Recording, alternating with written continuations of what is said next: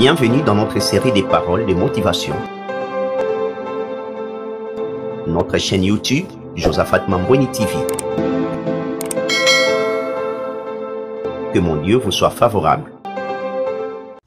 Shalom bien-aimés dans le Seigneur, je vous salue au nom de notre Seigneur Jésus-Christ. Je vous remercie pour le temps que vous passez pour écouter la parole de Dieu que nous voulons vous transmettre. Et je vous dois beaucoup de respect parce que c'est votre téléphone, ce sont vos mégas, c'est votre télévision. Et je crois que Dieu ne restera pas insensible ou ingrat pour tous les sacrifices que vous faites pour écouter la parole de Dieu. Donc je vous salue avec toute la fierté et que mon Dieu vous bénisse et vous fasse beaucoup de bien. D'ailleurs, je commence par me présenter, c'est votre frère Josaphat Mambweni. Je suis congolais de la République démocratique du Congo. Je suis chanteur, adorateur de Dieu, comme prédicateur de l'Évangile. Alors, de quoi allons-nous parler aujourd'hui? J'ai prévu comme thème l'amour, un amour inconditionnel. Eh bien, un tel amour ne peut venir que de Dieu.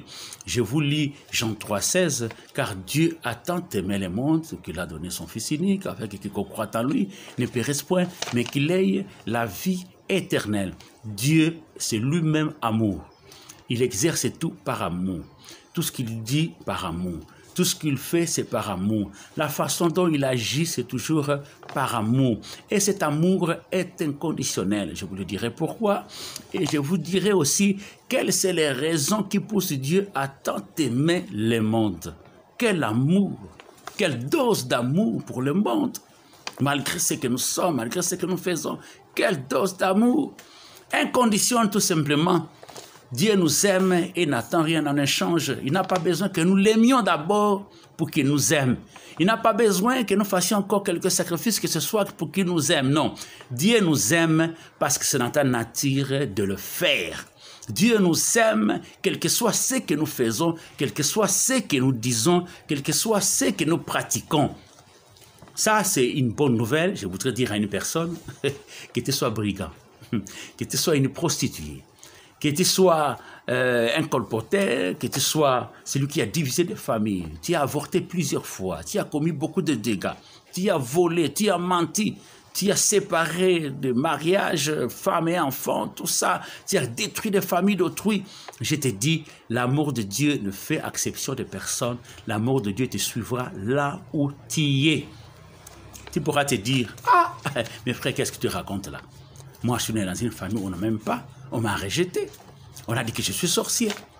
D'ailleurs, si je suis à la rue, c'est à cause de mes parents. Oui, je tiens aussi à t'annoncer, à te rassurer. Même si les parents, papa ou maman ne t'aiment pas, il y a quelqu'un qui t'aime plus que tes parents.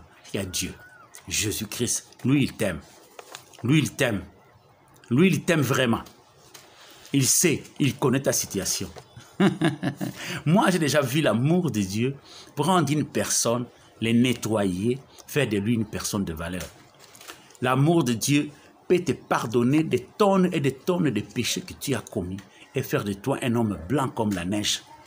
L'amour de Dieu, j'ai déjà vu toucher un brigand, faire de lui un pasteur, un apôtre, un évangéliste. J'ai déjà vu l'amour de Dieu transformer des vies. Une personne qu'on a rejetée, une personne de rien, faire de lui une personne à part entière, avec une valeur ajoutée impossible. Les gens se posent même des questions pour se demander, est-ce que c'est lui ou ce n'est pas lui? La personne dit, non, c'est moi, c'est vraiment moi, c'est vraiment moi.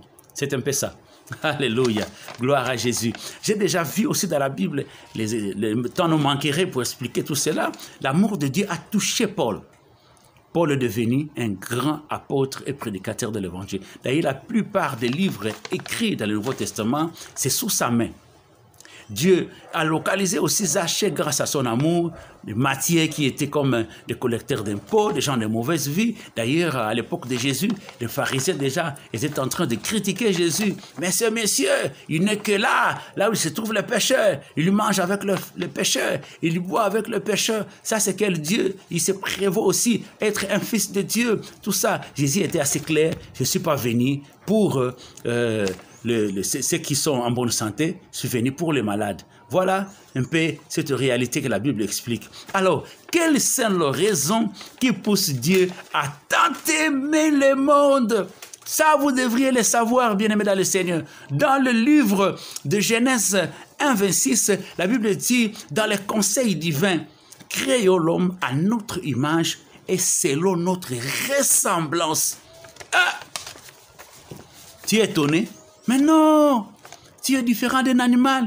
Tu es différent d'un végétal. Bien-aimé dans le Seigneur, même les anges qui sont au ciel nous envient. Parfois, ils se posent les questions. Mais pourquoi Dieu n'est que derrière ces gens-là? Des gens qui le réunissent, les gens qui l'injurient, les gens qui font du n'importe quoi. Oui, Dieu te suit parce que tu es son image, tu es sa ressemblance. Non seulement que tu es corps, tu es une âme, mais tu es esprit. Et cet esprit qui est l'image et la ressemblance de Dieu. Quoi que tu fasses, quoi que tu dises. C'est pour cela que j'ai dit, l'amour de Dieu te suivra là où tu es. Dieu tient à te récupérer parce que tu es son image et sa ressemblance. Tu es comme un bien privé de Dieu. Dieu te suivra. Là où tu es, il sera avec toi. Il te suivra. Bien-aimé dans le Seigneur, tu es une personne de valeur. Si le monde ne t'accepte pas, chez Dieu, tu as de la valeur. Si le monde ne t'accepte pas, te rejette, viens chez Dieu. Il va te récupérer. Moi, il m'arrive quand je commets quelques péchés, la conscience commence à me déranger. Je me dis où aller. Même les hommes de Dieu, là où nous allons confesser parfois, ils racontent cette histoire, il a eu tel frère ma vie pour ça, ça. Mais quand vous allez chez Dieu, il t'écoute, il te comprend, il te pardonne, il te rassure et te montre la voie à suivre. C'est un peu ça. Bien-aimé, Dieu a tant aimé le monde parce que tu es une image et ressemblance de Dieu. Dieu veut te récupérer à lui. Dieu veut te récupérer à lui. Alors, la deuxième raison, c'est quoi? On dit, Dieu a tant aimé le monde, il a donné son fils. Vous voyez, il a même sacrifié son fils pour te récupérer. Son fils, son unique, pour te récupérer. La Bible dit, c'est pour que tu ne périsses point, mais qu'il ait la vie éternelle. Voilà la deuxième raison. Dieu t'aime tant qu'il ne voudrait pas te perdre. Il veut que tu puisses habiter avec lui et vivre avec lui éternellement. Je ne sais pas si tu le sais, mais je t'apprends. Apocalypse 21 nous dit une vérité. La terre ici disparaîtra. Dieu va créer un nouveau ciel, une nouvelle terre, où les hommes vont vivre. Dans ce nouveau royaume, pas de calamités, pas de catastrophes naturelles, pas de problèmes de chômage, pas de problèmes de maladie, pas de problèmes qui viennent de troubler l'humanité, des dictateurs, des combats à gauche et à droite, les bruits de bottes à gauche et à droite. On parle de l'Ukraine, de la Russie, on parle de rébellion, on parle du terrorisme. Là, dans ce royaume, il n'y aura pas toutes ces choses, tous ces antivalets que je cite ici. Là au ciel, c'est la félicité éternelle. Dieu veut que tu te retrouves là. Oh, je me souviens encore quand Adam était au jardin, Dieu venait chaque soir parler avec Adam. C'est comme pour dire, bon ça j'ose le dire, je crois que Dieu, c'est cette intimité-là, le manque. Même si par Jésus nous sommes devenus enfants de Dieu, mais son souci c'est d'habiter avec l'homme pour toujours. Pour toujours. La félicité éternelle. Un nouveau ciel où la justice habitera. Alors, tu te dis, mais comment rencontrer cet amour de Dieu? Mais c'est simple, bien-aimé dans le Seigneur. Tu veux faire partie de ce nouveau ciel, une nouvelle terre. L'amour de Dieu, tu peux le rencontrer dans ton téléphone. Quand tu serves sur l'Internet, sur les réseaux sociaux, Facebook, TikTok, WhatsApp, la parole de Dieu est prêchée là-dedans. C'est lorsque tu écoutes la parole frappe à ta porte, la porte de ton cœur. Quand tu écoutes la radio et qu'on lance la parole de Dieu là-dedans, oui, là aussi, l'amour de Dieu frappe à ta porte. Lorsque tu es assis devant ta télévision, en train de suivre les informations et que l'on parle brièvement même de Dieu, là aussi, l'amour de Dieu frappe à ta porte. Je t'en supplie, toi qui m'écoutes. Je sais que tu écoutes toujours la parole à gauche, à droite, tu te dis, mais c'est quoi, c'est Dieu? C'est quoi la parole? Nous tous, on est des enfants de Dieu, mais je te garantis que si tu ne restaures pas Jésus comme Seigneur et Sauveur, le nouveau ciel, la nouvelle terre, tu entendras seulement parler de ça. Peut-être tu seras en enfer ou ailleurs. Non, ça, je ne le souhaite pas. Ce n'est pas aussi la vie de Dieu. Je te dis parce que tu es image et ressemblance de Dieu.